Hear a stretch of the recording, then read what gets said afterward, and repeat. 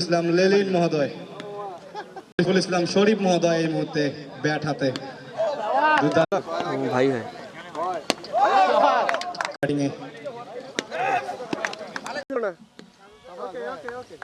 তো এটার যে আয়োজক যারা করে সব সময় আমাদের সূর্য বর্মা সব ছোটো ভাইরা, এটা হচ্ছে 30 অর্ধ অর্থাৎ 30 বছরের যারা ঊর্ধ্বে রয়েছেন তারা এখানে এন্ট্রি করে এবং তাদের যে প্লেয়ারগুলো রয়েছেন তাদেরকে আমরা এই ডাকের মাধ্যমে প্লেয়ারগুলোকে বিভিন্ন যারা টিম মালিক রয়েছে তারা কিনে নেয় এবং তারপরে সেগুলোকে আমরা বাছাই করে পরবর্তীতে আরও প্রতিটা টিম দুজন করে স্টারকে নিতে পারে, নিয়ে একটি টিম সাজানো হয়।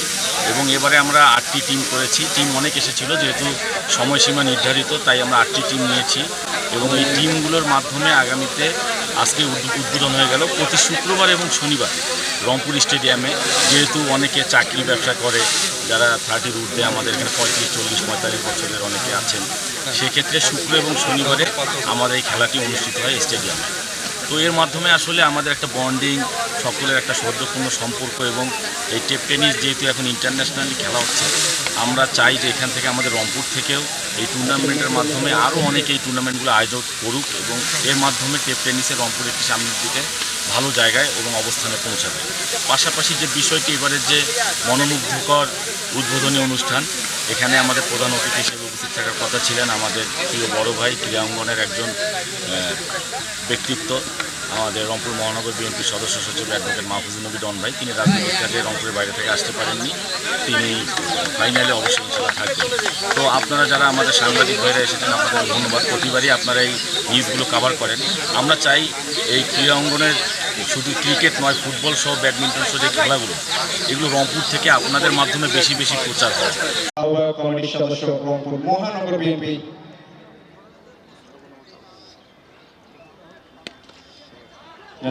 জয়নাল আবেদিন, বিশিষ্ট ব্যবসায়ী ও সমাজসেবক, সভাপতি আরএস শপিং কমপ্লেক্স রংপুর।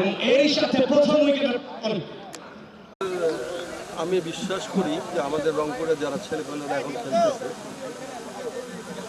এরা মোটামুটি ভালো দক্ষতা নিয়ে খেলতেছে এবং সামনের দিকে এদেরকে যদি নার্সিং করা যায়, এদের প্রতি যত্নশীল হওয়া যায়, এদের প্রয়োজনগুলো ছোটো ছোটো প্রয়োজনগুলো মেটানো সম্ভব হয় এবং এদেরকে যদি প্রেরণা জোগানো যায়, তাহলে ইনশাল্লাহ আজকে আমি আশা রাখি আমাদের রংপুর থেকেই একটা টিম, শক্তিশালী টিম সামনে আন্তর্জেলায় খেলতে পারবে এবং তারপরে তারা ইনশাল্লাহ বিদেশে আন্তর্জাতিকভাবে খেলতে পারবে, এই আশাবাদ ব্যক্ত করতেছি।